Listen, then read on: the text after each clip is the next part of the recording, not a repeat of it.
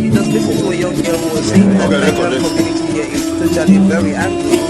Like, come on, over one point, our elders was the Ijaw country at the Niger Delta of the Federal Republic of Nigeria. He went to several schools to make your academic education was at Government College to Delhi.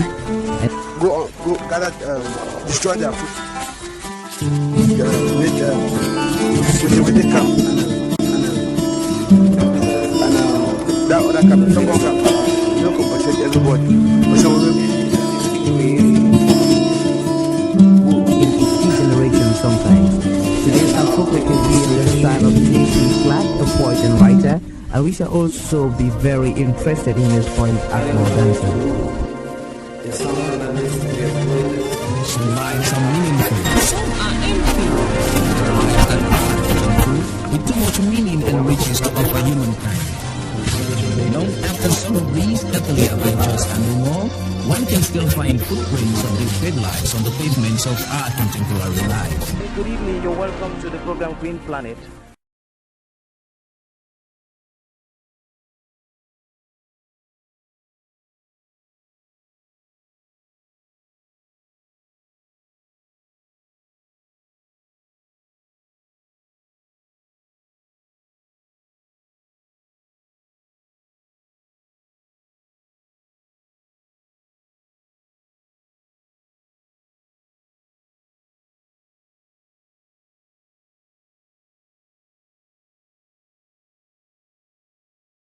So this is the skinning of a goat in Cameroon. So you can see how it's going to go about it. This is the period of Christmas and male participation in a house. And say, what are you doing? You're baking? I'm baking. What are you baking? I'm baking cake for Christmas. Wow. These skills, where did you get the skills from? I got them from my other sister. She used to bake cake. We come around, we learn how to bake from her. And you're also vice principal of a school. And I also, with that encouragement, I did food and nutrition in online levels where I scored a big grade. So I can cook very well, I can bake very well, I can fry very well. So do you help your students to understand the art of baking? Oh yes, and it could even be used as a form of business. I bake cakes and probably sell them in school, at the school canteen. Merry Christmas then. Same to you. Good afternoon, sir. What are you trying to do with this goat? I want to do Christmas, a Christmas goat, inside kindness for the year, God look out, man will be long life until the end for the year.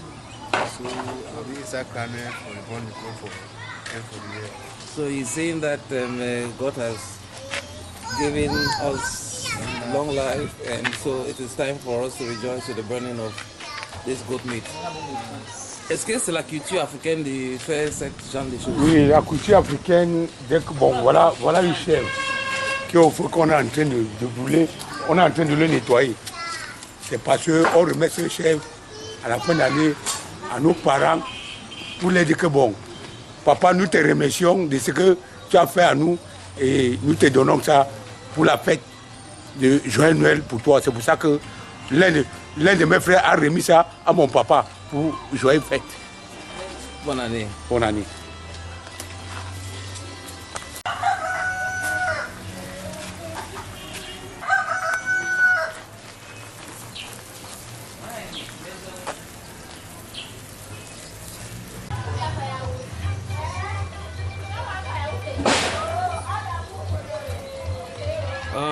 Good evening, Chief. Good evening, Prince Mbongaya. I am trying to find out the importance of grilling in African tradition. I know in many tribes they carry out the kati and so many other forms of grilling. What is your impression about it? How relevant is it to the Bantu man?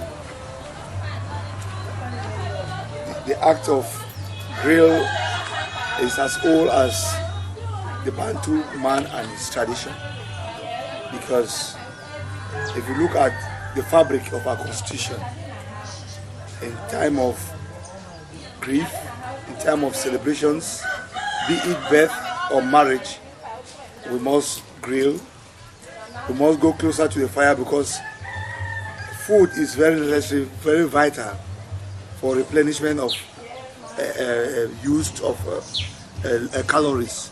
So we cannot separate grilling as one of the first acts that even in the years of the early man, he used this same act, discovered fire by putting stones together, and the first thing he did with the fire was he grilled some animals that he caught to see how it's going to taste different. Now, in terms of the grilling that we see around, we see the grilling of chicken and so on, but there's some grilling that is sacred. That when they grill the animal or the chicken and so on, it is not for everybody to eat. Can you tell us about that kind of grilling? What separates that grilling from the normal grilling is the aspect of sending the victim, or maybe be it for a bird or an animal, sending it to yonder with the blood and everything. You say you send it with body and soul. That is, you grill it without killing. You burn the animal without necessarily cutting the neck. But some people say it's some form of aggression. Do you accept? It is not an aggression, for it's a ritual to go for war. It protects you because you cannot be shot dead in a war, at the war front. Okay. Now, do you think that this tradition of grilling has been vulgarized in our society? So many people are not getting the real grill that is known traditionally. Do you think it's because of the fact that tradition is in conflict with modernity or with contemporary food needs, or what is your impression? The whole impression is I would like to first of all acknowledge the fact that there are many forms of grilling today, unlike in the yesteryears. We can acknowledge the fact that we do use charcoal in grilling, we use wood and other forms.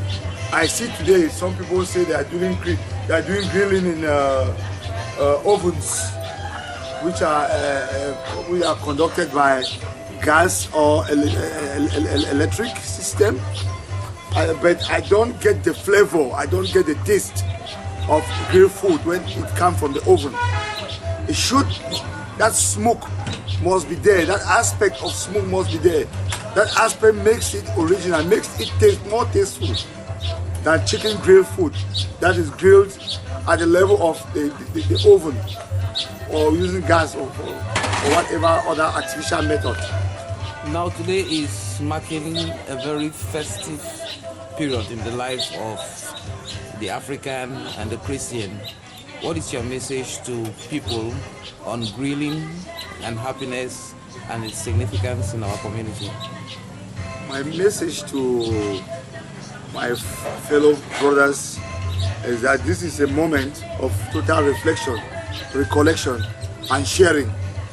We come together, whatever God has given us from January to December, we kill, we grill, we share together, eat a common meal in a family circle, and by the end of the day, common issues are being settled. Maybe we have one or two land disputes or differences. We use the aspect of grilling to settle those disputes and those issues. Now, Mr. Arrey, do you like grilled food? Yes, I do. I think it's very, I find it very tasty. And what is your impression about the fact that grilling in Africa is not given its significance? Normally, it was something that our parents were very used to, but it seems like most people are drifting away from the traditional forms of grilling. Do you think it's I think basically it's because grilling is a process that takes a lot of time, and lifestyles are changing. people are more engaged and busy, so they tend to prepare their food in different ways, as well as they tend to eat different kinds of food that are not prepared through the traditional way they grill. So I think for that reason, grilling is actually not as popular as it used to be.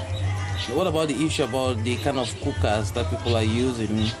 Is it not impacting on the end result? Yeah, that's what I was talking about. I think the world is changing. The way people live their lives now, it can't be the way they used to do. The way life was 50 years ago, or 10 years ago. The activities of people are very different, and the relationships that people have are very different. The purpose that people have are very different, and even the source of energy that people use will always be different. So, if there are less expensive ways to prepare food, and there's always a trade-off in terms of what you get and what you don't get. I think, as a matter of fact, it is. Personally, I prefer the traditional way they grill food, better than the one that they do in the ovens. But I think also it's more convenient, as Chief just mentioned. So I prefer the convenience at the expense of the forgotten taste. So that's my take on that. Okay. Thank you for talking to people, places, and events, and to the African Center for Community and Development. Thank you, Chief, for talking to people, places, and events, and to the African Center for Community and Development. Thank you. Bye.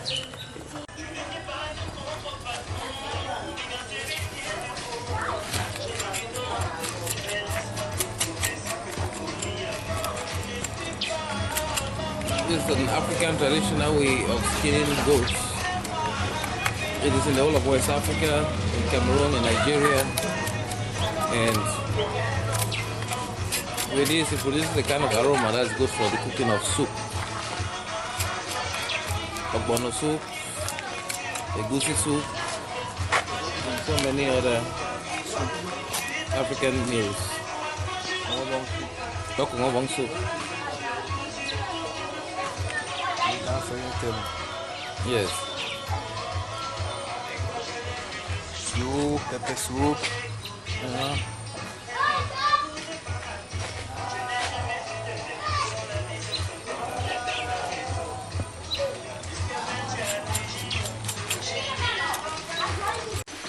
Thank you very much for watching. It has been Arrey Ivo from the African Center for Community and Development. Thank you very much. And you just listened to a young girl who was saying that the community here is totally very angry. Thank you very much for our was the Chungong Ndifor of the Federal Republic of Nigeria. He went to several schools. His major academic genesis was at Government College to Delhi. Go gather, destroy their food. With the camp. And that other camp, Chungong camp, no compensate everybody.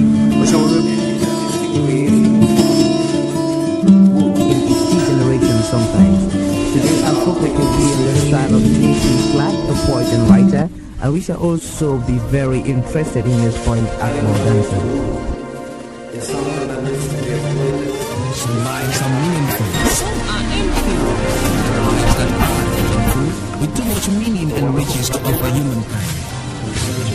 After some of these earthly adventures and more, one can still find footprints of these great lives on the pavements of our contemporary life. Good evening, you're welcome to the program Green Planet.